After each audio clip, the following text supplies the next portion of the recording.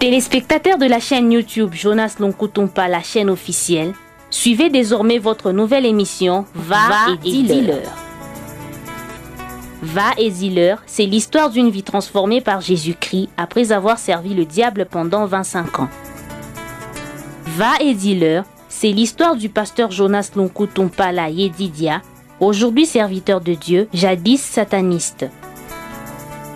Hormis le témoignage du pasteur Jonas, plusieurs thématiques seront abordées dans différents numéros de cette émission. Pour ne rien rater, abonnez-vous sur votre chaîne Jonas Lonkutumpa, la chaîne officielle. La vie est précieuse, la vie est unique. Le sage est celui qui choisit là où il y a la vie.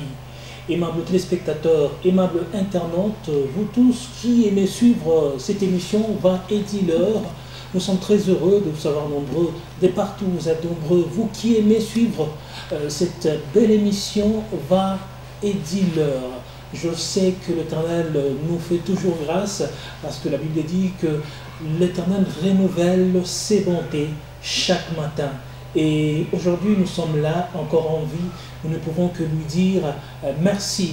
Alors Va et dis-leur, c'est l'émission qui, par l'entremise de l'homme de Dieu, le pasteur Jonas Lonkutumpa, vous parle de la part du Seigneur. Au travers de son témoignage, un témoignage très palpitant, un témoignage de choses que Dieu a fait dans sa vie. Il est en train de rendre ces témoignages tout en vous parlant de la parole de Dieu, tout en vous parlant de la part du Seigneur. Alors nous allons une fois de plus le recevoir, il est avec nous sur ces plateaux. Bonjour pasteur. Bonjour frère Teddy. Vous allez bien pasteur? Très bien, par la grâce de Dieu. La santé ça va? Oui, le Seigneur nous soutient, le Seigneur nous fait grâce. Alors nous poursuivons avec cette belle émission Va et dis-leur. Sans doute à chaque numéro il y a une particularité. Et aujourd'hui je sais que cette émission aura sa particularité. Et je sais qu'il y a des choses que vous avez prévues pour les téléspectateurs, pour les internautes, ceux-là qui nous suivent de partout dans le monde. Oui, effectivement, aujourd'hui, comme c'est une nouvelle émission, donc il y a aussi de nouvelles choses qui sont prévues. Donc la dernière émission, on parlait sur le catch, mon initiation, ainsi que le méfait du catch. Et aujourd'hui, je vais parler sur la magie indienne. Voilà, donc comme le thème principal, c'est Va et dis-leur. Va et dis-leur, car ce que tu connais, va et dis-leur, c'est que je fais pour toi, car ce que tu connais n'est pas pour toi seul. Et ça, c'est en fait ce que le Seigneur m'avait dit. C'est une recommandation. Une recommandation divine, mais par après, cette émission qui porte ce nom-là de Va et dis-leur. Cette émission est aussi scindée en plusieurs sous-thèmes. Et à chaque sous-thème correspond une partie du témoignage. Donc par rapport à l'émission d'aujourd'hui, nous allons parler sur la magie indienne. Voilà. Sur la magie indienne. Ouais. Alors les internautes sont vraiment trop assoiffés, ils veulent connaître. Mais avant cela, j'aimerais que nous puissions recommander tout entre les mains du Seigneur. D'accord. Éternel, notre Dieu, au nom puissant et glorieux de Jésus, nous te disons merci et nous te sommes infiniment reconnaissants pour ton amour, pour le souffle de vie que tu nous as accordé en renouvelant en nous ce matin le souffle de vie, et c'est par ce fait, ô Dieu, que nous sommes comptés parmi les vivants.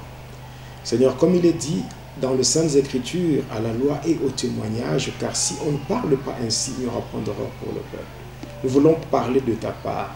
Et nous savons également que notre ennemi commun, le diable, n'aime jamais à ce que ses œuvres soient dévoilées. Alors d'une manière ou d'une autre, il va chercher à nous combattre, il va chercher à nous faire de la peine afin de perturber le déroulement de cette émission. Mais Seigneur, toi étant de notre côté, nous n'avons rien à craindre, selon qu'il est dit, si Dieu est pour nous, qui sera contre nous? Ils nous feront la guerre, mais ils ne nous vaincront pas. Voilà pourquoi nous faisons recours à toi, que tu nous assistes par ta présence, tu nous assistes par le Saint-Esprit, que ce témoignage soit donné sous la mouvance du Saint-Esprit, afin de toucher, de convaincre et de ramener sur le droit chemin ceux qui se sont égarés. Nous nous couvrons, Seigneur, nous nous cachons dans le sang de Jésus-Christ, que le Saint-Esprit nous couvre de son ombre, afin que nous soyons invisibles aux yeux de ténèbres. Que la gloire te revienne en toutes choses, car tu es Dieu, au nom de Jésus-Christ, notre Seigneur et Sauveur, que nous prions ainsi, avec foi et action de grâce. Amen. Amen. Vous avez la parole, pasteur. Oui, merci beaucoup, mon frère. Je pense qu'aujourd'hui, nous allons parler sur la magie indienne et en rapport avec cette partie du témoignage. J'aimerais dire que ce qui est vraiment beaucoup plus important dans la vie chrétienne, c'est avoir Jésus comme un invité de marque. Vous savez, beaucoup de gens commettent des erreurs. Quelles sont ces erreurs-là? Beaucoup de gens invoquent Jésus, beaucoup de gens font recours à Jésus lorsque il y a des problèmes dans leur vie, lorsque rien ne marche. Et là, on fait recours à Jésus. Jésus, en fait, doit être notre invité de marque. Il doit être là, qu'il y ait des problèmes ou pas, il faut que Jésus soit présent. Voici, Jésus est présent. Quel que soit le problème qui arrivera, ce problème trouvera Jésus dans notre vie et Jésus donnera solution au problème. C'est vraiment très important. Vous voyez par exemple la fête de Cana, le noces de Cana. Il y avait une fête. Il y avait une fête, c'était un mariage, on peut dire. Il y avait une fête et Jésus était là. Il était aussi invité avec ses disciples. Il était présent. Alors la fête avait commencé, mais la fête n'était pas encore arrivée à la fin. Mais il y avait quelque chose qui manquait. C'est qu'il n'y avait plus de vin. Et comme il n'y avait plus de vin, et que Jésus était déjà là. Il était déjà présent. Alors qu'est-ce qui s'était passé? On lui a juste parlé. Il n'y a plus de vin. Et automatiquement, Jésus a donné la solution. Donc beaucoup de gens commettent des erreurs. Il y a des gens qui ne marchent pas avec Jésus, des gens qui n'ont pas encore invité Jésus dans leur vie. Mais cependant, lorsque le problème surgit dans leur vie, c'est comme ça qu'ils commencent à faire recours à Jésus. Donc, premièrement, Jésus, il est notre Dieu. Donc, quand nous nous approchons de lui, c'est que premièrement, nous ne nous approchons pas parce que nous avons des problèmes. Nous nous approchons de lui parce qu'il est notre Dieu et que nous sommes censés lui rendre un culte. Et maintenant, après, dès que le problème surgisse, les problèmes surviennent dans nos vies, nous pourrons parler à Jésus et là, Jésus pourra donner solution à nos problèmes.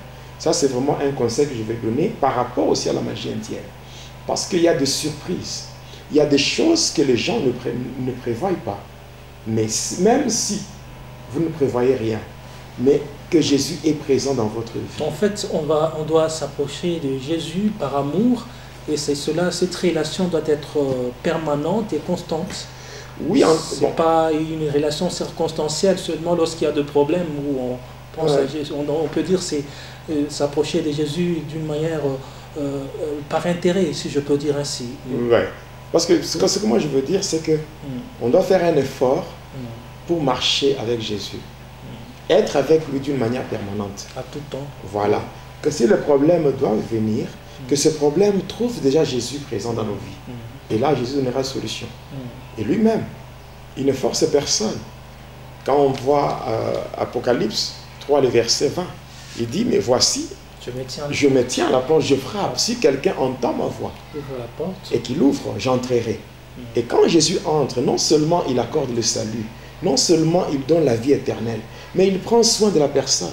Il protège la personne. Il faut que Jésus soit présent dans nos vies afin que nous puissions vraiment échapper à toutes les ruses du diable. Et quand nous prenons le psaume 60, le verset 14, il est écrit, avec Dieu nous ferons des exploits et il écrasera nos ennemis. Donc dans notre marche, nous pouvons rencontrer des obstacles, nous pouvons rencontrer des ennemis qui peuvent s'ériger en obstacle sur notre parcours. Mais Dieu peut les écraser si nous sommes avec lui, si nous marchons avec lui. Donc ne cherchons pas Dieu ou le Seigneur Jésus-Christ seulement quand le problème vient dans nos vies. Il faut que Jésus soit là, même quand on n'a pas de problème, que Jésus soit présent. Et une autre chose, c'est que avant d'entrer dans la matière d'aujourd'hui, j'aimerais vraiment présenter toutes mes excuses aux téléspectateurs, aux internautes et tout. Des excuses par rapport à quoi?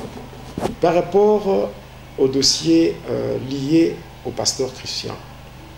Je présente vraiment mes excuses dans le sens que moi, je ne suis pas un homme conflictuel. Et puis, des trucs là où bon, il y a des échanges comme des échanges comme si on est en train de se disputer ou bien de poursuivre quelque chose de charnel. Bon, pour moi, ça, je ne suis pas vraiment intéressé parce que je reçois des appels. Il y a un moment donné, les gens ont cessé de faire des commentaires en rapport avec le pasteur Christian. Mais cependant, il y en a d'autres qui continuent à m'appeler. Non, pourquoi vous ne réagissez pas? Pourquoi? Bon, je vais réagir par rapport à quoi? Je ne vois pas pourquoi je vais réagir parce que je ne me sens pas concerné par ce qui s'est fait avec le pasteur Christian. Le pasteur Christian, il a sa chaîne. Il a sa chaîne, il a son ministère, il a son appel. Moi, j'ai ma chaîne, j'ai mon appel, j'ai mon ministère. Donc ce que je fais, je ne puise pas dans une source quelconque. Non. Je puise dans une réserve qui est ma propre vie. C'est-à-dire, moi, je ne parle que de ma vie. Donc, je n'ai jamais parlé du pasteur Christian sur ma chaîne. Je n'ai jamais parlé du pasteur Christian dans mon témoignage. Non. Cependant, étant un homme de Dieu, quand il avait appris, lui et la sœur précieuse Diane, qui est aux États-Unis, ainsi que maman Tania, son épouse, l'épouse du pasteur Christian, quand cette équipe avait pris connaissance de mon témoignage qui était sur le net depuis l'année 2010. Moi, je travaille avec le pasteur Christian, c'est l'année 2020. Mais le témoignage du pasteur Jonas était sur Internet depuis 2010. En fait, avec le pasteur Christian, vous avez travaillé au courant de cette année 2020? C'est au mois de janvier. Okay. Au mois de janvier 2020 que j'ai travaillé avec le pasteur Christian. Mais mon témoignage était sur le net depuis 2010. Les gens ont consommé mon témoignage depuis longtemps. Donc, il y a, par exemple, si nous prenons Kazarema, avec Blaise et Lise Manzambi. Ils me connaissent parce qu'ils ont mis mon témoignage sur leur site. Il y a le pasteur Crispin de l'Allemagne. Il a sa chaîne, c'est pas peine du soir. Il y a Voice of Congo, il y a Joël Mbenga qui est en Afrique du Sud. Il y a Voix Céleste. Il y a tellement beaucoup de gens.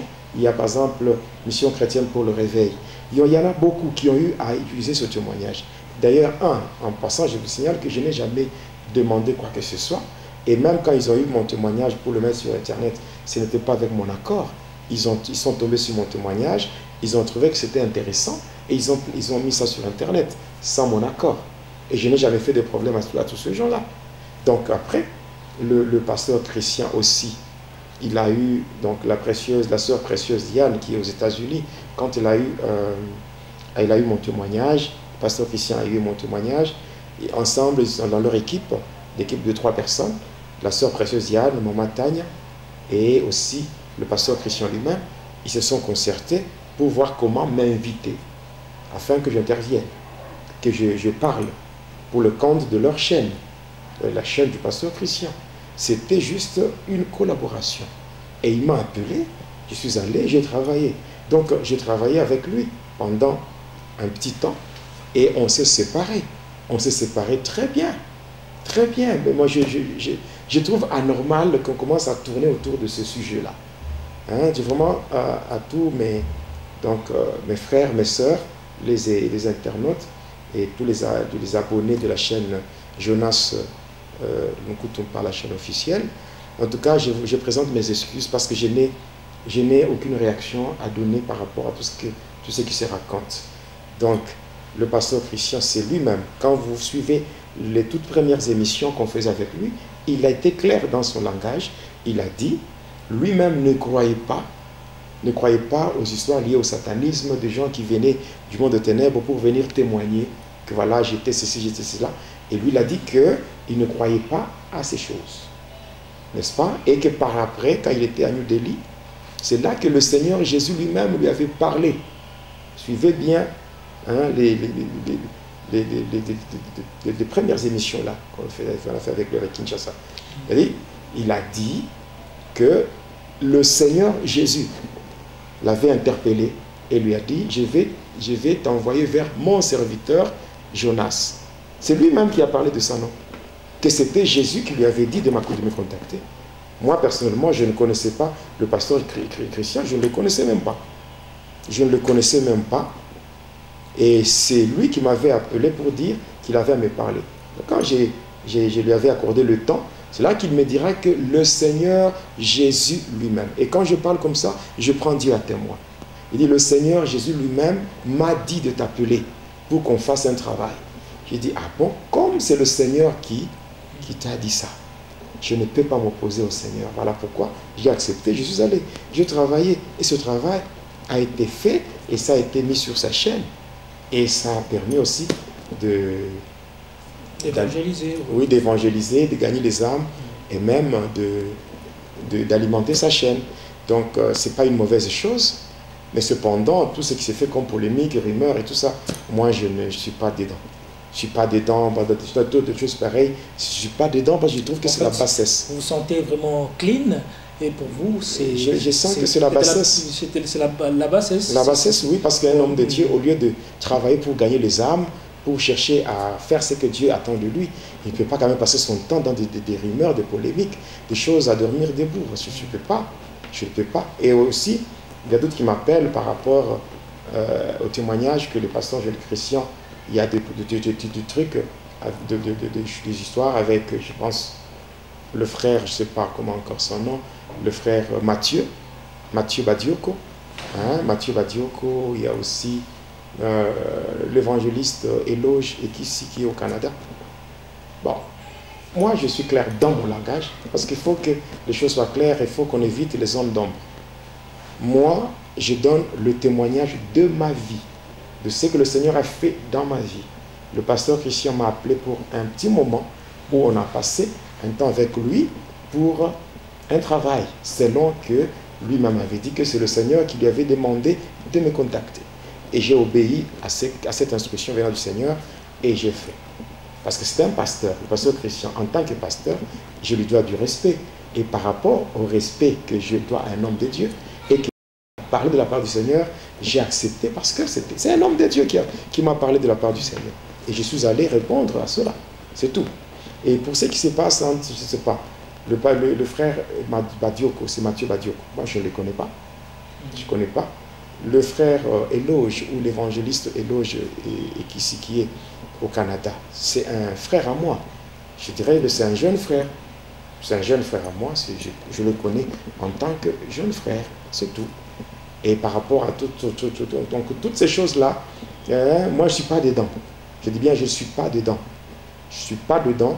Alors, je verrai vraiment avec humilité auprès de tous les internautes, j'aimerais leur présenter des excuses pour dire je n'ai aucune réaction à faire ou je n'ai aucun, je dirais comment, je n'ai rien à dire parce que moi je n'ai pas reçu de la part du Seigneur la mission de venir, c'est pas faire des polémiques ou quoi. Moi j'ai reçu de la part du Seigneur la mission de témoigner. M'a dit, va et dis-leur ce que j'ai fait pour toi, car ce que tu connais n'est pas pour toi seul. Et je préfère me limiter dans la mission qui m'a été confiée par le Seigneur. Pour le reste, on parle de certaines pratiques, on parle de certains rituels, ou de ceci ou de cela. Moi, toutes ces choses, en tout cas, de grâce, s'il vous plaît, avec toute humilité, je vous dis vraiment, je vous présente toutes mes excuses, car je n'ai pas à réagir, je n'ai pas de réponse à donner face à toutes ces choses. Si vous voulez parler du pasteur Jonas, donc suivez Va et dis-leur. Va et dis-leur, et là vous saurez qui est le pasteur Jonas, et il parle de sa vie, et le reste pour moi, ça importe peu. Je ne veux pas entrer dans des polémiques, dans des rumeurs, je ne veux même pas entrer dans des conflits qui ne me concernent pas. Donc s'il y a des choses, Badioko, pasteur Christian, et tout, ça ne me concerne pas, s'il vous plaît.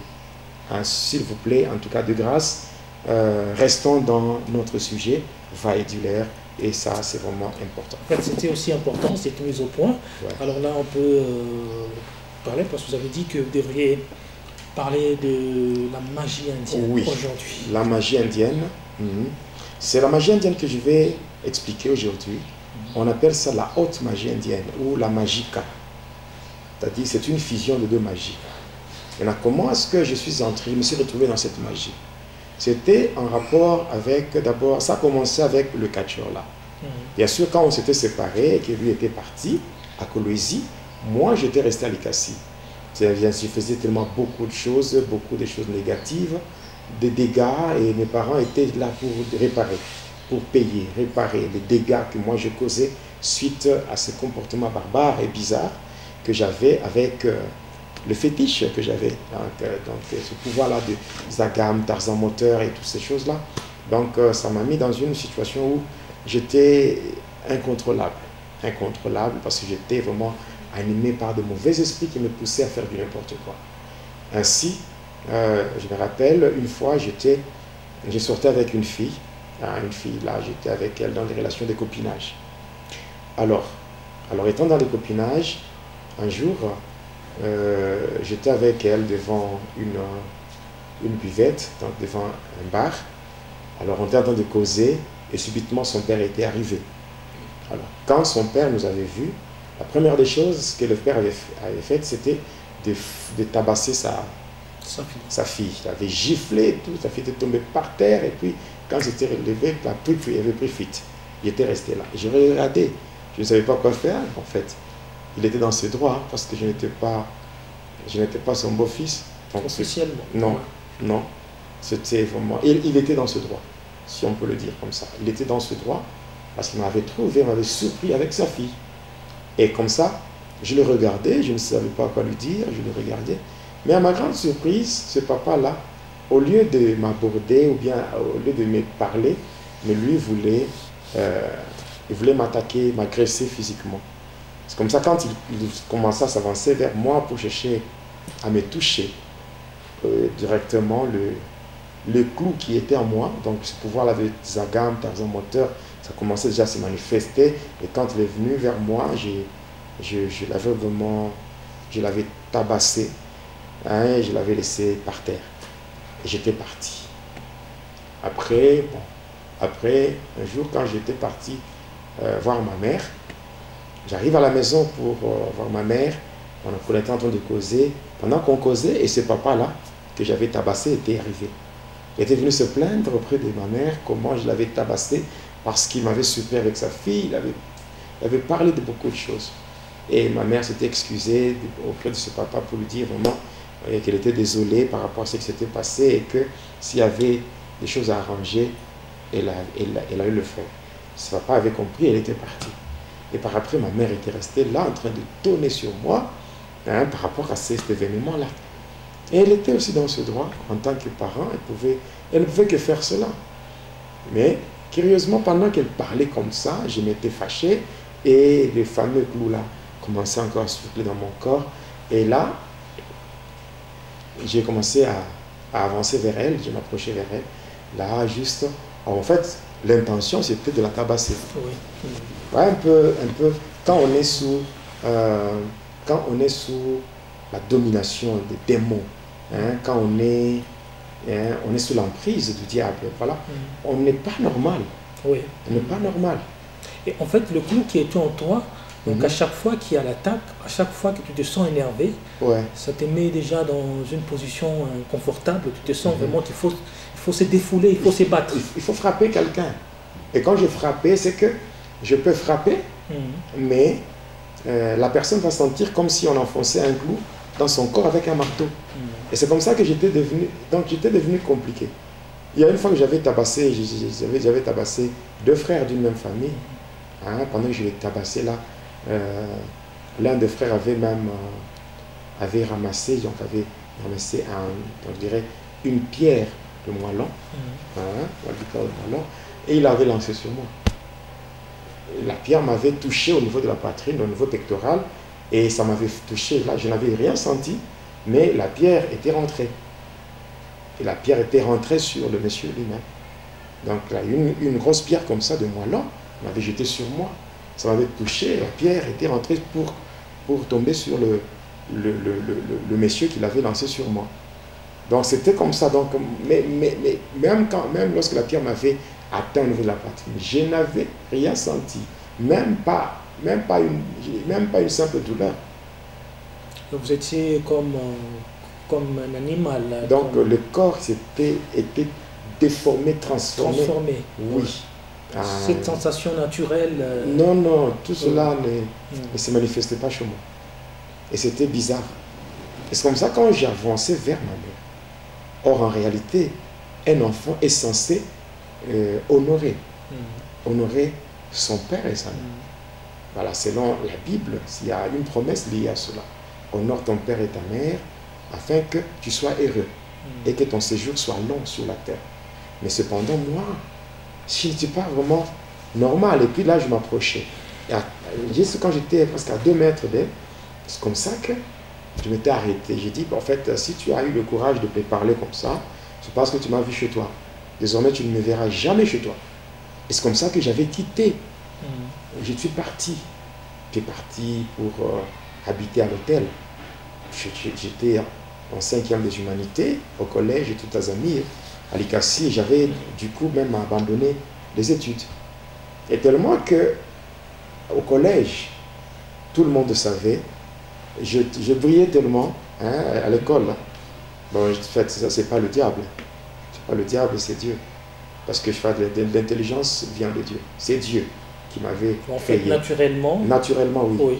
Naturellement, je peux dire, même si j'étais dans le mal, ce n'est pas le diable qui m'avait créé. Et tout ce que j'avais en moi, ce n'était pas le diable qui avait investi ça en moi. C'est Dieu. L'intelligence, vous l'avez déjà. Oui, c'est naturel. Naturel, même. Parce que quand j'étais aux études secondaires, au collège, après le collège, quand j'étais à l'université, moi j'étais aussi professeur, je donnais cours. Je donnais cours dans des écoles, je donnais des cours dans des écoles secondaires, j'ai encadré des finalistes, j'ai encadré... Des écoles secondaires. Oui, j'ai encadré des finalistes, même beaucoup de gens à l'université. Oui, j'ai encadré beaucoup de gens. Et ça, c'est naturel, ce n'est pas quelque chose qui vient du diable. Non. Après ça, comme j'ai brillé tellement, alors mes parents, c'est-à-dire mon père, se connaissaient bien avec les directeurs des études, les directeurs de discipline, tout ça. Et on l'avait appelé pour dire, mais nous ne voyons pas ton fils et tout et tout. Et tellement que mon père m'aimait beaucoup. Mon père m'aimait beaucoup, ça je le reconnais. Ensemble avec ma mère, il commençait à me chercher partout. Jusqu'à ce qu'un jour, un matin, il m'avait trouvé. Au lieu de me parler, tellement que j'étais un enfant très gâté. Oui, comment la manière dont je grandissais, j'étais vraiment très gâté. Dans toute ma famille, oui, mon père m'aimait beaucoup et ma mère m'aimait beaucoup. Alors j'étais vraiment gâté. Et parce que mon nom c'est Lunkutu Mpala. C'est le nom de mon père et le nom de ma mère. Mon père c'est Lunkutu, ma mère c'est Mpala. Donc les deux avaient donné chacun à... Donc votre nom symbolisait leur union. Oui, c'est-à-dire Lunkutu c'est le nom de mon père, Mpala c'est le nom de ma mère. Voilà, Lunkutu Mpala c'est mon père et ma mère, les deux fusionnés. Voilà. Alors j'étais comme ça, j'étais vraiment gâté. Et au lieu de me parler, de me faire des reproches par rapport aux dégâts que j'avais causés, ils étaient là pour me supplier afin que je rentre aux études. Alors, j'avais accepté, j'étais rentré. Mais arrivé au collège, mon père, vu toutes les relations qu'il avait, il avait parlé avec les directeurs des études, avec des directeurs de discipline et tout. On m'avait autorisé de rentrer en classe. Alors quand j'étais rentré, je m'étais retrouvé face à 3 problèmes. Donc il y avait 3 préoccupations. Premièrement, mes notes. Donc mes notes étaient incomplètes. De 2, il y avait les travaux que j'avais ratés, donc les interrogations, les travaux pratiques, les devoirs et tout. J'avais raté cela. Et en fait, le 3e problème, c'est que le frais. Donc le frais lié au Minerval et tout, donc m'avait déjà donné, j'avais gaspillé ça avec d'autres choses. Alors face à ces 3 problèmes, au lieu de rentrer seulement, parler avec mon père ou parler avec mes parents pour leur dire, moi, pendant tout le temps de mon absence au cours, voici ce que j'avais fait. Voilà. Mon père pouvait, à son niveau, s'arranger avec les directeurs pour qu'on me fasse des travaux ratés. Et par rapport aux frais, mon père pouvait payer encore.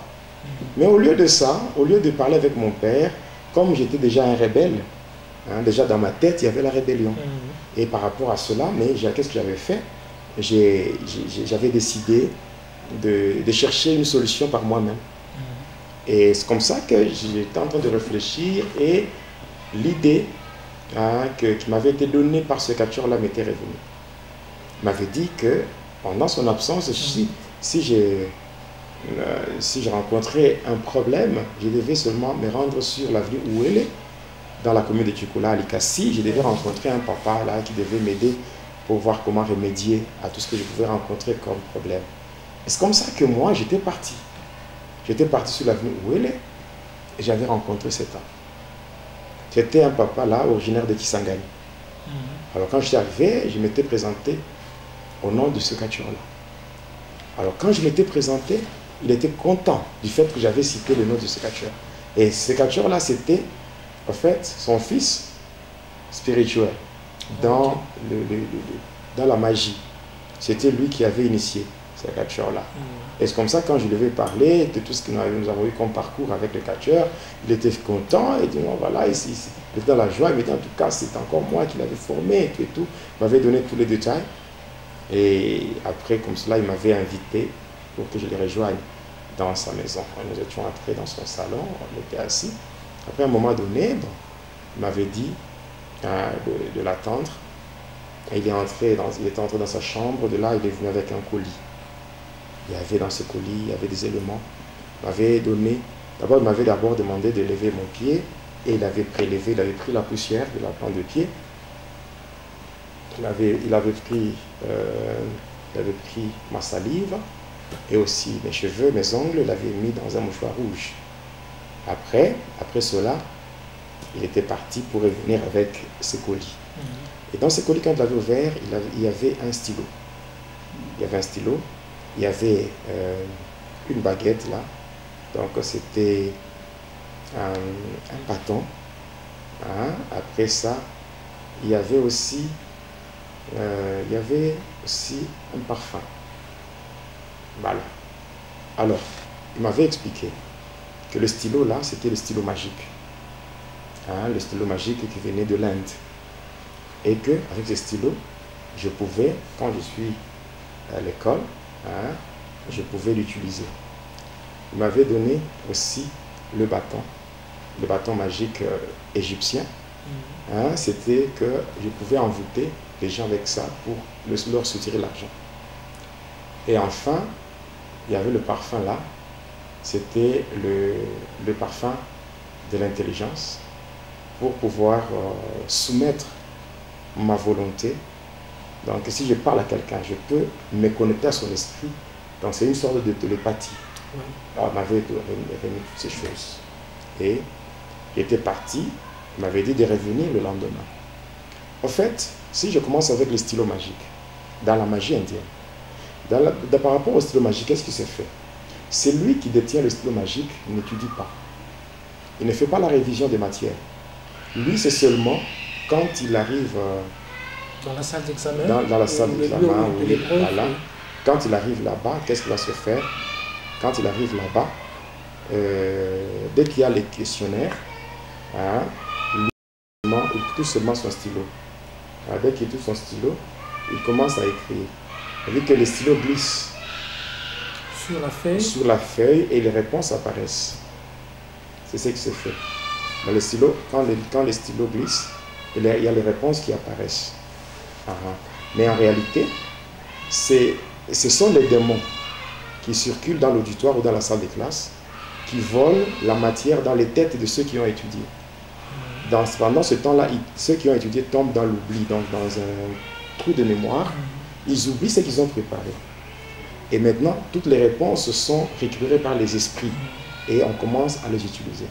Très souvent, les gens qui échouent, même à l'université, aux études secondaires, pour la plupart, ce n'est pas que ce sont des gens qui ne sont pas intelligents. Ce ne sont pas des gens qui sont des gens qui ne sont pas intelligents. Mais ce sont des gens qui étudient, mais qui n'ont pas Jésus avec eux. Parce que quand vous êtes chrétien et que Jésus est avec vous, qu'est-ce qui se fait? Quand Jésus est avec vous, automatiquement, vous recevez une marque de la distinction, c'est-à-dire le sceau du Saint-Esprit. Les gens qui sont dans les ténèbres, ils ont un moyen d'identifier le chrétien. Le vrai chrétien, on les voit avec des signes. Pendant la nuit, on les voit enveloppés dans des flammes de feu.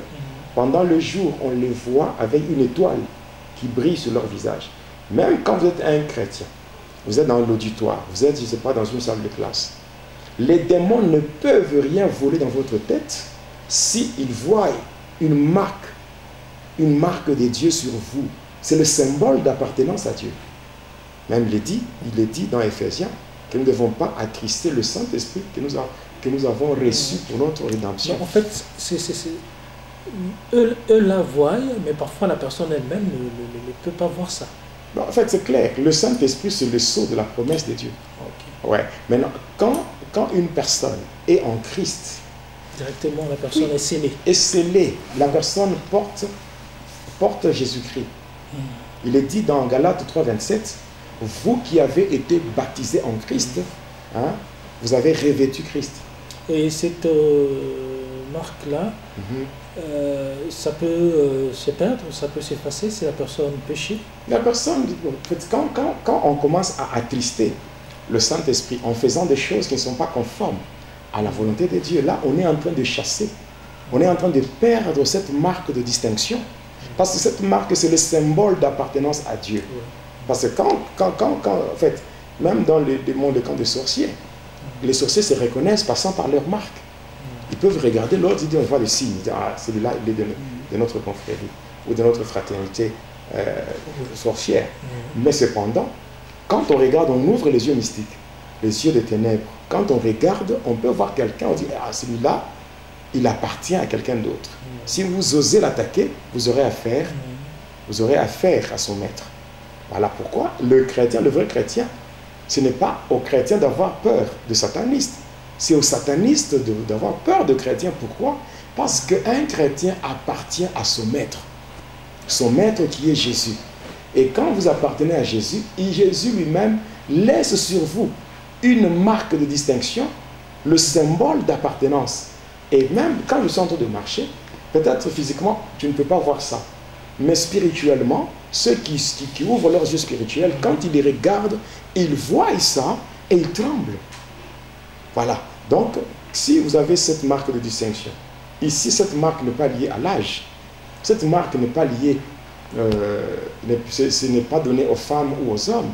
C'est donné à tout celui-là qui craint Dieu, qui est baptisé en Christ, le reçoit, parce qu'il est revêtu de Christ. En fait, il y a des ceux-là qui disent que parfois, lorsqu'on est appelé par Dieu, ou il y a des ceux-là qui sont païens, mais les sorciers n'arrivent pas à les atteindre parce que dans le plan de Dieu, ils sont programmés. Il y a des choses que les gens racontent pour se faire plaisir. Hein. Ce sont des choses, en fait, moi j'appelle ça des choses que les gens veulent qu'on leur dise. Il y a des gens qui aiment dire aux gens des choses que ces gens-là ont besoin d'entendre. Mais il faut dire des choses qui ont un fondement biblique. Parce que notre foi vient de la parole de Dieu. Il est dit dans Romains 10, 17 que la foi vient de ce qu'on entend. Et ce qu'on entend, c'est la parole de Dieu. Il ne faut pas seulement venir avec des slogans, venir seulement avec des histoires, là vous raconter pour faire plaisir aux gens, pour égayer ou pour amuser la galerie. Il faut dire des choses qui sont soutenues par les Saintes Écritures. C'est ça même la base de notre foi. Donc, il y a un problème lié à la marque de distinction. Alors, on ne peut pas voler ce qui est dans votre tête tant qu'on voit sur vous quelque chose qui fait peur. Voilà. Donc, maintenant, le comble de tout ça, c'est quoi? Ce stylo-là a un pouvoir spécifique. C'est-à-dire que c'est seulement son propriétaire qui a le droit de l'utiliser. Le stylo magique.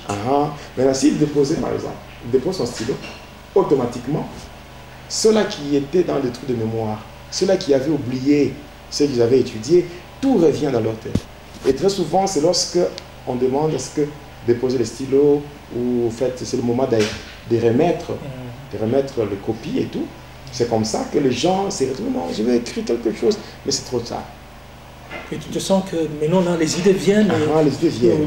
Maintenant, quand, par exemple, quelqu'un veut Et quand quelqu'un d'autre touche à ce stylo, automatiquement, le propriétaire de ce stylo tombe dans la folie. Voilà pourquoi vous allez trouver sur la route des gens qui vous parlent un bon français, mais ils sont des fous. Pour la plupart, ce sont des gens qui ont touché à de telles histoires. Et donc, c'est vraiment spécifique. Mais c'est visible. Ouais. C'est visible. C'est visible. Ouais, le diable peut vous donner quelque chose, mais au même moment, il peut vous piéger par la chose qu'il vous a donnée. Voilà. Parce que vous êtes en classe, vous êtes dans l'auditoire. Donc c'est impossible. Donc, il y a des moments où vous pouvez oublier. Et si on arrivait à t'échapper ça, à tes voler ça? Ah, tu tombes encore dans la folie. Parce qu'il ne faut pas que ça soit touché par quelqu'un d'autre. Wow, la condition, elle est tout autre. Voilà. Alors, après ça, il y a le bâton magique. Le bâton magique, là, je pouvais l'utiliser. Donc, dès que je touche ce bâton, j'ai fait des incantations, je prononce quelques incantations, et par après, je peux voir quelqu'un. Je lui demande l'argent. Il ne va pas hésiter. Il ne va pas hésiter. Ce que je faisais avec mon père, je pouvais aller chez lui, je dis, ben, j'ai besoin de l'argent pour le minéral. Il donne. Je pars, j'utilise pour faire autre chose. Je rentre, je dis, j'ai besoin de l'argent. Il va oublier qu'il m'a déjà donné. Je peux prendre même 7 fois. Pour un seul mois, je prends l'argent de... Donc je prends 7 fois pour un seul mois. Et après, bon, si je me dis, bon, en fait, c'est facile, bon, pour ne pas le faire souffrir, je vais payer. Mais il ne saura même pas qu'il m'a déjà donné autant de fois pour un seul mois. Voilà. Et ça, même les gens qui font des dettes à gauche et à droite, il y a des gens qui touchent au fétiche pour faire des dettes. Ils peuvent venir chez vous, dites, non, quand il n'est pas là, en tout cas, cette fois-ci, même s'il osait, même quel que soit le problème qu'il peut avoir, je ne donnerai pas, je ne céderai pas. C'est parce qu'il n'est pas là. Dès qu'il surgit comme ça, il va vous parler. Vous allez oublier tout ce que vous avez dit. Vous prenez l'argent, vous lui donnez, et il part. Et il y a des gens comme ça. Et moi, quand j'étais dans le satanisme, maintenant, quand je m'étais vraiment enfoncé dedans, et quand nous étions en train de former, de créer des églises des satanistes, tous les pasteurs satanistes, oui, ils m'ont donné tous ces bâtons-là. C'était un bâton d'envoûtement pour faire les appels de fonds. Parce que quand on donne à Dieu, on le fait avec joie. Oui, à Dieu, quand je donne quelque chose à Dieu, c'est avec joie. Hein? Je suis en train de donner. Parce que le Seigneur est à la recherche des adorateurs. Oui. Il est dit, l'heure vient, elle est déjà venue, où les vrais adorateurs adoreront le Père en esprit et en vérité. Ce sont là les adorateurs que le Père cherche, n'est-ce pas? Alors, c'est que le Seigneur a un ardent désir des adorateurs, de la recherche des adorateurs. Or, dans le principe de l'adoration, il y a premièrement, il y a ce qu'on appelle, quand nous entrons dans ce qu'on appelle la loi de la première mention, nous allons voir les caractéristiques de l'adoration. Nous allons voir que premièrement que l'adoration c'est une réalité personnelle. Et de deux, c'est que par rapport à l'adoration, le deuxième principe c'est celui-ci. L'adoration et l'adorateur sont inséparables. C'est-à-dire que si moi je me suis identifié, je dis que je suis un adorateur. Donc, moi et l'adoration, nous sommes inséparables. Or, l'adorateur c'est moi. Et mon adoration, c'est ce que je donne à Dieu. C'est-à-dire que l'offrande que je donne à Dieu, c'est ce qu'Abraham avait dit à ses serviteurs. Restez ici, moi et l'enfant, nous allons adorer. En réalité, quand il partait là, quand il partait pour adorer, ce n'était pas les deux qui allaient adorer. Mais c'était Abraham qui allait adorer, mais Isaac, c'était l'adoration. Oui. Donc là, c'était Abraham l'adorateur et Isaac l'adoration. Voilà pourquoi ils étaient partis à Dieu, à deux. Maintenant, quand on donne à Dieu ce qui vient du cœur, ce qui sort du fond du cœur. On donne à Dieu. Et quand on le fait avec joie. On ne peut pas donner à Dieu tout en murmurant. On ne peut pas donner à Dieu, mais on se sent comme si on a été forcé à faire ce qu'on a fait pour comme Dieu. Comme si on a été dépouillé de force. Voilà. Maintenant, avec ce bâton-là, les pasteurs, moins sérieux, ceux qui travaillent pour leur poche et pour leur ventre, ils sont nombreux. Ils se sont déguisés en serviteurs de Dieu. Et alors moi, quand j'étais encore dans le mal, je donnais à ces pasteurs le pouvoir. Il y a le pouvoir de mouchoir magique, je leur donnais le mouchoir magique, je leur donnais beaucoup de cérémonies basées sur des rituels liés au sacerdoce inspiré. Parce qu'aujourd'hui, il faut faire la part des choses entre le sacerdoce royal et le sacerdoce lévitique. Parce qu'aujourd'hui, nous ne sommes pas dans le sacerdoce lévitique, où il y avait des rituels, des pratiques. Nous sommes dans le sacerdoce royal, basé sur la spiritualité. Et sur Jésus-Christ. Sur Jésus-Christ. Parce que ce qui se faisait dans le sacerdoce lévitique, c'était l'ombre des choses à venir, car la réalité était cachée en Christ. Ici, il y a un problème du type et de l'antitype. Donc, quand il y a l'antitype, dès que le type apparaît, c'est que l'antitype doit disparaître. Voilà pourquoi Jésus-Christ, quand il est venu, il a changé le sacerdoce. Et il est écrit dans Hébreux 7:12 que le sacerdoce étant changé, il y a nécessairement changement de loi. Il y a certaines lois qui étaient liées au sacerdoce lévitique qui ne sont plus d'application dans le sacerdoce royal. Et aujourd'hui, il y a une confusion. Aujourd'hui, il y a beaucoup plus. Les gens qui n'ont pas vraiment la connaissance de la parole de Dieu sont facilement trompés avec certaines pratiques. Il y a des églises où on utilise de l'eau, de l'huile, le sel et toutes ces choses-là, sans expliquer comment ces choses-là se font. Donc en réalité, dans le sacerdoce royal, il n'y a que deux seules pratiques qui sont reconnues. Ces deux pratiques, c'est la table du Seigneur, c'est-à-dire la Sainte Seine, et le baptême. Voilà les deux pratiques qui sont reconnues dans le sacerdoce royal. Mais le reste là, c'est la spiritualité. Tout est spirituel, parce que toutes ces choses qui se faisaient sont cachées en Jésus-Christ lui-même. On cherche le sel. Jésus lui-même, c'est le sel. Le sel qui donne la saveur à la vie.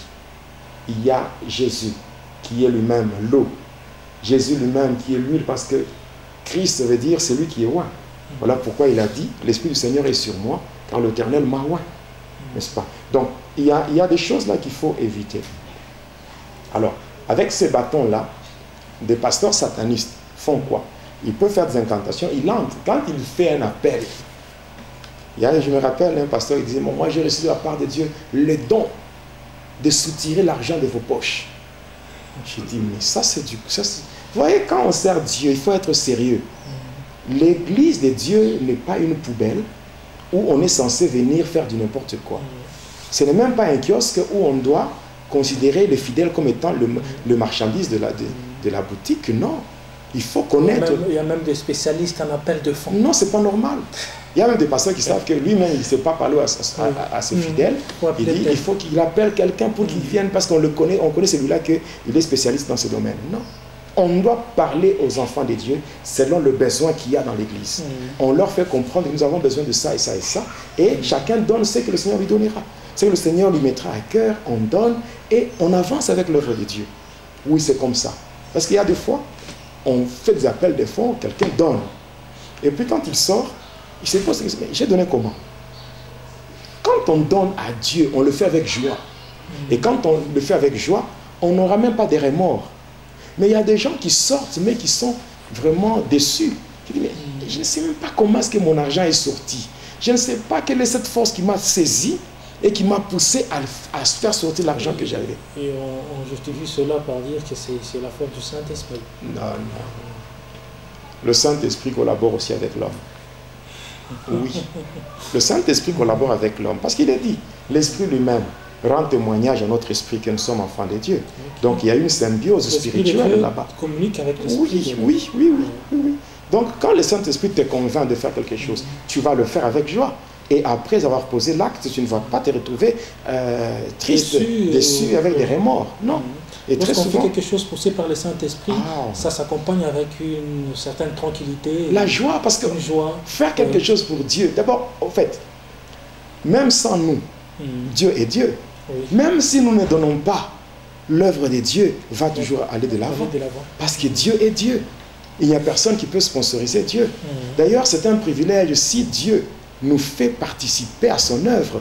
C'est vraiment un privilège parce que nous sommes bénis. Il est dit dans Exode 23, le verset 25 à 26, il est dit, vous servirez l'Éternel votre Dieu, il bénira votre pain, il bénira vos eaux, il éloignera la maladie du milieu de vous, il remplira le nombre de vos jours, dans le pays il n'y aura ni femme stérile, ni femme qui avorte.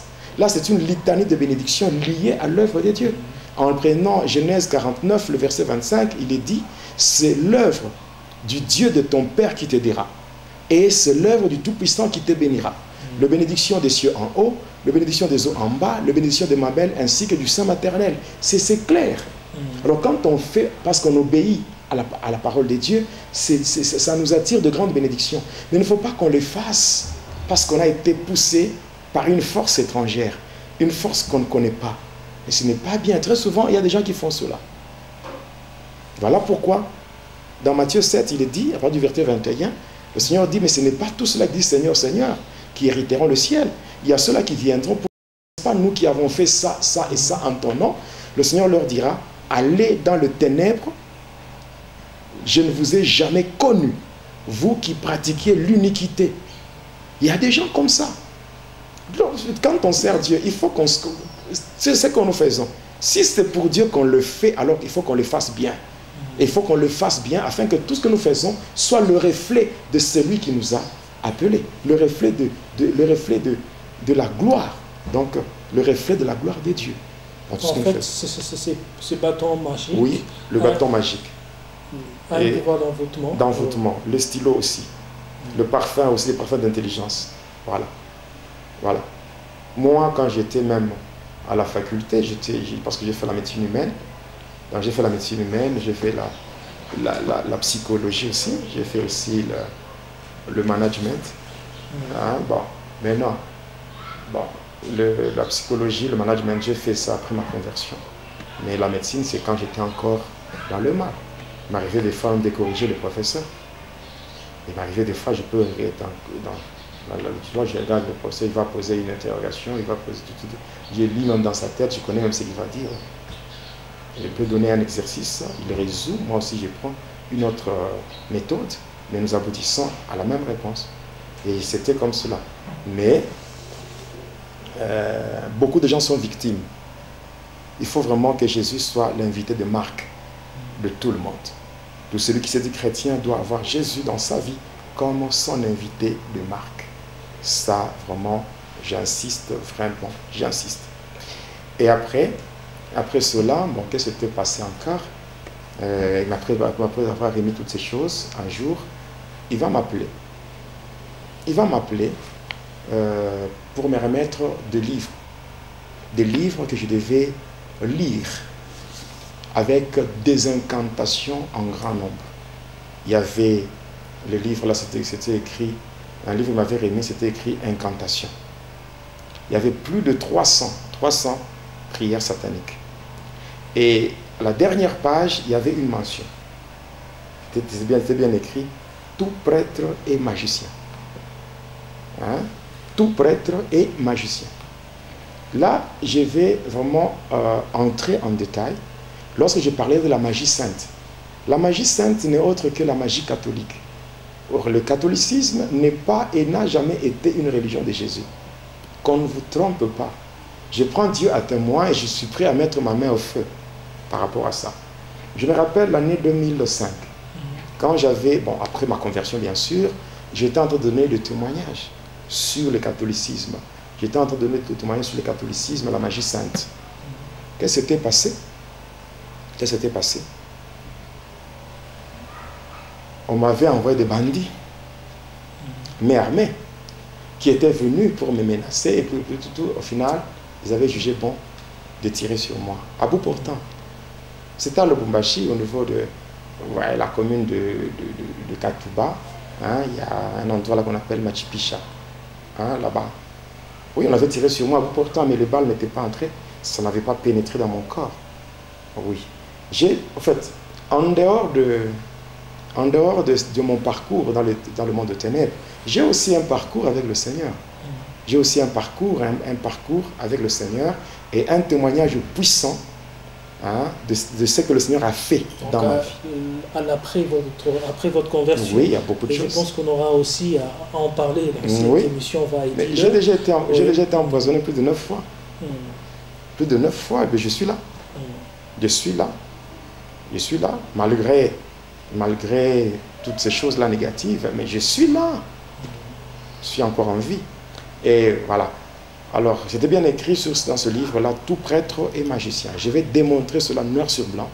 Et vous allez comprendre à partir du système solaire, à partir de l'autel et de 2 bougies hein, qu'on met sur l'autel de part et d'autre. On appelle ça les chandelles divines, mais en réalité, ce sont les deux piliers de l'arbre de vie kabbalistique. Il y a le pilier de la rigueur et le pilier de la miséricorde pour assurer la descente de puissance solaire en passant par les deux piliers et l'encensoir. Parce qu'on met l'encensoir, à l'intérieur, il y a le feu, et on prend l'encens, on met dedans, et voilà, il y a une fumée qui va s'échapper, qui va monter. Et toutes ces choses-là signifient quoi?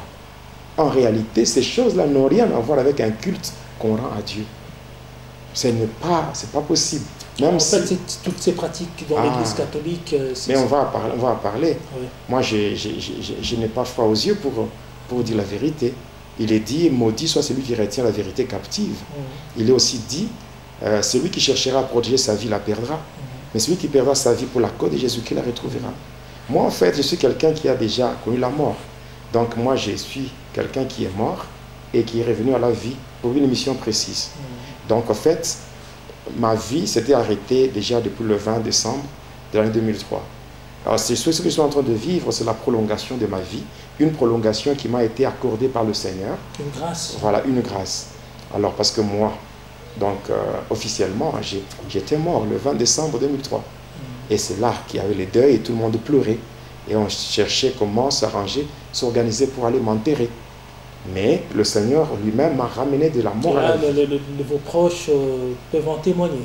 Oui, oui. Oui, beaucoup de gens peuvent témoigner. Parce que je n'étais pas seul. Hein. Le jour où j'avais rendu l'âme, il y avait plus de 30 personnes qui étaient là, qui peuvent même venir. Gilbert dépense le jour où on arrivera à ce niveau-là de ma délivrance. Je ferai venir ceux qui étaient présents. Je ferai venir et nous allons faire une émission ensemble avec ces gens-là. Ils pourront parler de ce qui s'était passé ce jour-là et vous verrez comment le Seigneur Jésus-Christ, il est vraiment le maître de l'impossible. C'est comme ça qu'il m'avait appelé, m'avait remis ce livre-là. Il m'avait aussi donné un autre livre, c'était un gros livre comme ça. C'était Atlas de la bonne chance dans tous les domaines. Il m'avait donné un livre qui contenait des incantations de... il y a des incantations de la magie sainte qu'on appelle, un petit livre qu'on appelle livre de Petit Jésus de Prague. Donc Petit Jésus de Prague. Il m'avait remis ça. Et puis, il m'avait remis d'autres livres tels que des grimoires Pentacle de Pie XII, Pentacle du roi Salomon, Pentacle de Saint Jean-Baptiste, Pentacle de Saint-Pierre. Il y avait des bréviaires, il y avait des chapelets et tout. Il m'avait remis tous ces livres. Et par après, il m'avait donné des incantations qu'il devait faire à des heures précises. Il y avait des incantations qu'il devait faire à minuit, d'autres à 4 heures du matin au cimetière. Je devais faire toutes ces choses.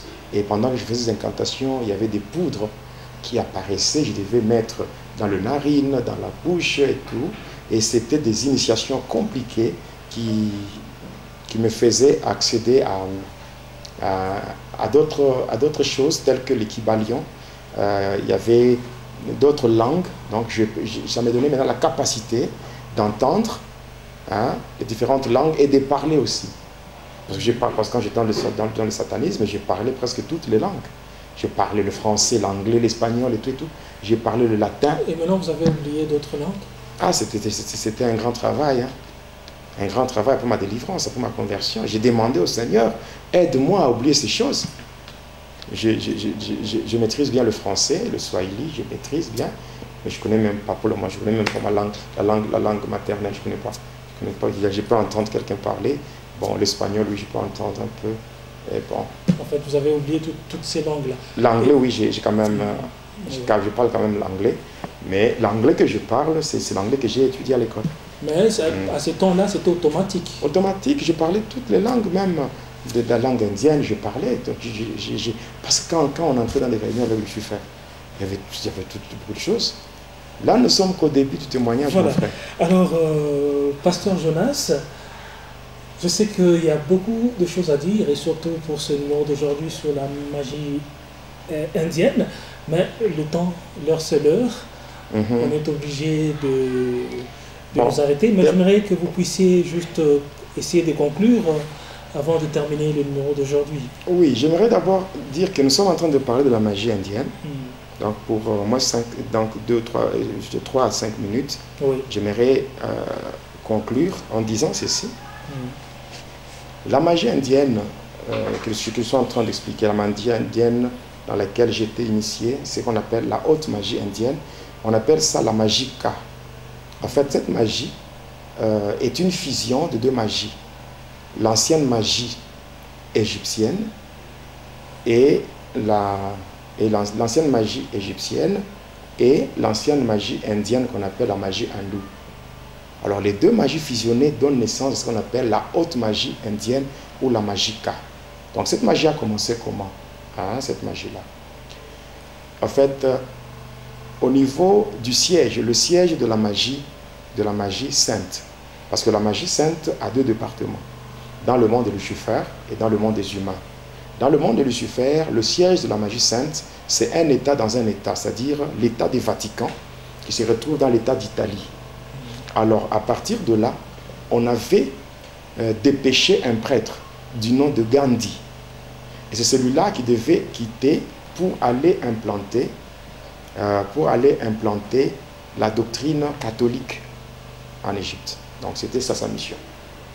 Maintenant, qu'est-ce qui s'était passé? En quittant l'Europe, il a... Vous voyez, l'Égypte, hein, c'est un pays qui est du côté de Maghreb, c'est du côté de l'Afrique du Nord. Maintenant, en quittant l'Europe, hein, il a transité par un pays qu'on appelle l'Inde. Et arrivé en Inde, ce prêtre-là, Gandhi, a découvert une magie, l'ancienne magie indienne qu'on appelle la magie hindoue. Et c'est à partir de là, dans cette magie, il y a plusieurs divinités. Mais toutes ces divinités-là sont soumises à ce qu'on appelle la trinité diabolique hindoue. La trinité diabolique hindoue est composée de trois divinités. Il y a Brahma, Vishnu et Shiva. Brahma, le dieu de la création, Vishnu, le dieu de la protection, de la préservation, et Shiva, le dieu de la destruction. Alors quand il a pris cette magie, il a appris cette magie. Alors après avoir pris connaissance de cette magie, c'est comme ça qu'il va quitter l'Inde pour aller en Égypte. Et pendant son séjour en Égypte, qu'est-ce qui s'était passé? Vous savez, la magie qui était au-dessus de toutes les magies dans le monde entier, c'est la magie égyptienne. Parce que l'Égypte, c'est même le siège, le premier siège de Lucifer. Oui.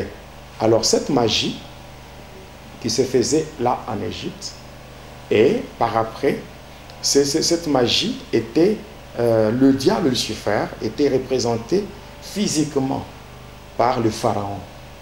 Et c'est maintenant... C'est pratiquement le pharaon égyptien, oui. C'était de l'incarnation du diable. Oui. Et par après, comme ça se faisait, ce pouvoir-là se transmettait d'une manière héréditaire. Et arrivé à un moment, il y a eu un pharaon du nom de Ramsès II. Ce pharaon-là n'avait pas de fils.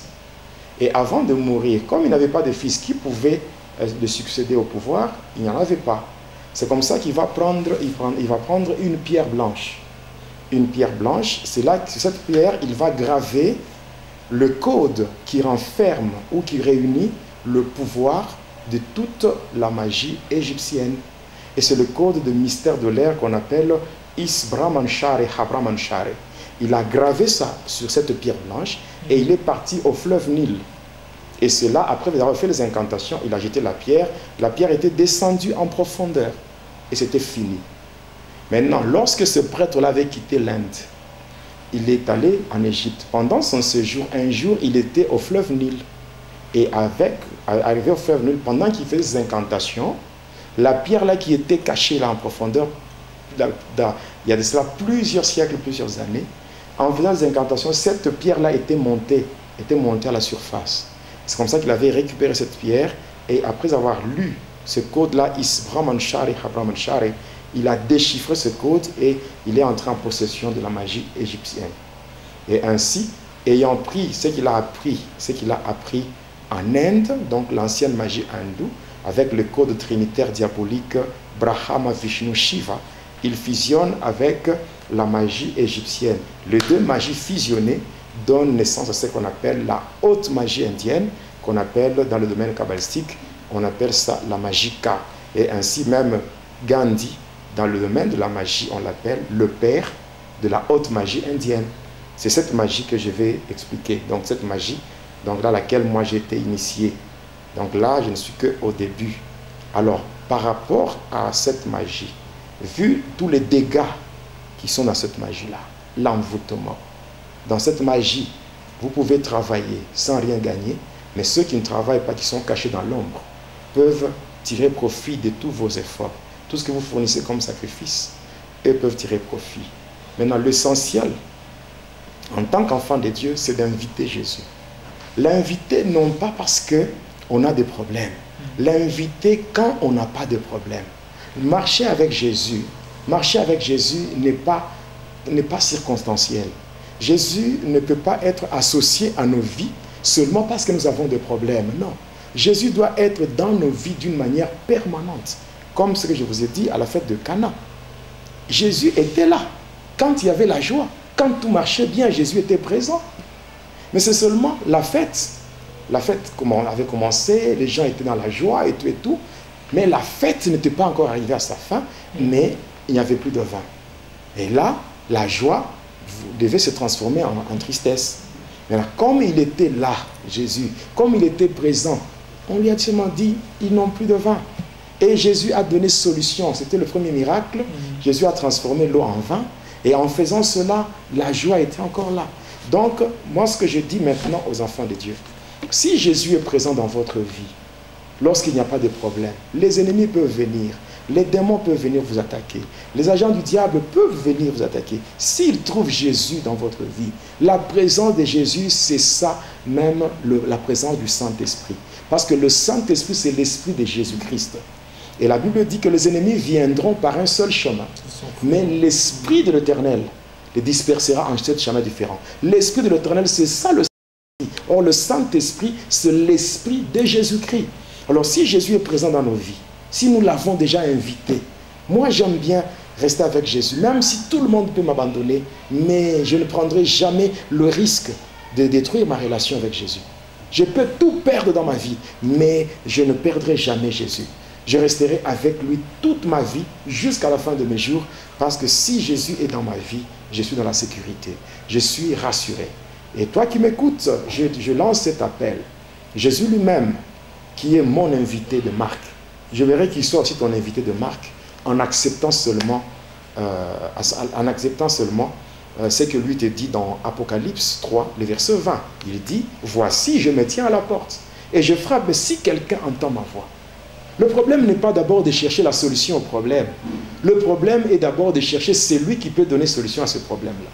Tu peux avoir un problème.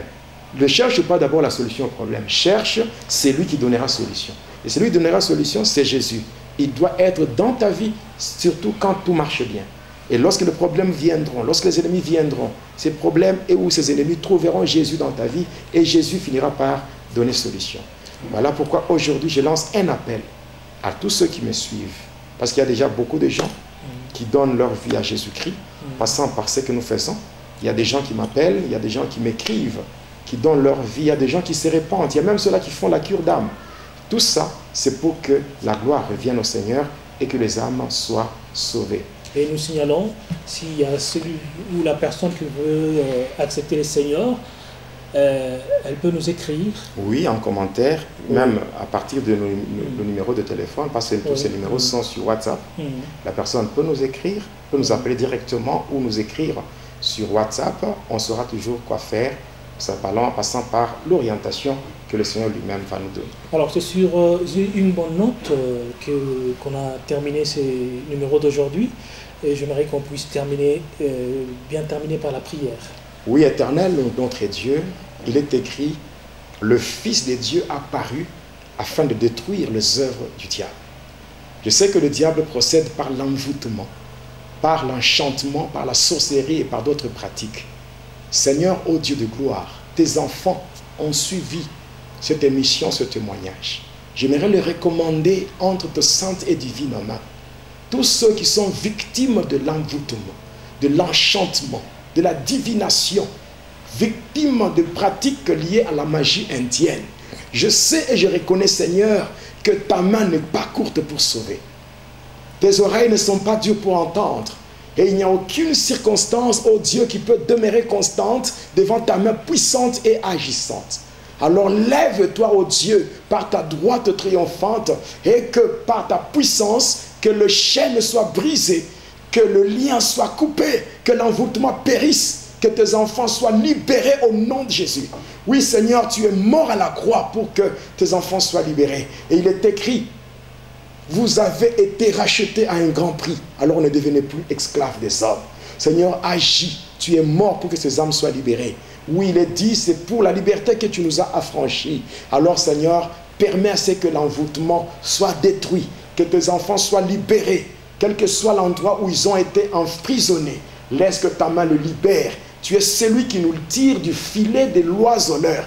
Que le filet soit rompu et que tes enfants soient libérés au nom de Jésus. Oui, Seigneur, merci pour tout. Merci, Seigneur. Que tes enfants soient cachés entre tes saintes et divines mains, car je sais que ceux qui sont entre tes mains, personne ne peut le toucher. Je bénis, Seigneur, la vie de mon frère Boni, la vie de mon frère Teddy. Tous les deux, je les abandonne entre tes saintes et divines mains. En faisant cette émission avec moi, oh Dieu, c'est un sacrifice et ils l'ont fait, Seigneur, pour toi. Ils l'ont fait parce que ce sont tes enfants, ce sont des chrétiens qui sont là pour te faire plaisir. Oh Dieu, passant par ce qu'ils ont fait, j'aimerais, oh Dieu, que tu leur donnes ce que leur cœur désire, selon qu'il est dit, fais de l'Éternel tes délices, il t'accordera ce que ton cœur désire. Merci Seigneur pour tout. Merci pour mon frère, merci pour ma soeur, merci pour tous ceux-là, oh Dieu, qui ont accepté de te donner leur vie. Fais ton entrée dans leur vie afin de leur faire du bien et de leur accorder la paix, toi qui es le prince de paix. Te disons merci pour tout. Laisse que la gloire, l'honneur, la puissance, la magnificence, la révérence, ainsi que la majesté te soient rendues, toi le véritable Dieu. Et c'est pour la gloire de ton nom, Jésus-Christ, notre Seigneur et Sauveur, que nous prions ainsi, avec foi et action de grâce. Amen. Amen. Voilà, c'était pour nous un réel plaisir de vous servir, aimables internautes, aimables téléspectateurs de l'émission Va et dis-leur. Nous vous aimons dans l'amour du Christ. Au revoir, que Dieu vous bénisse.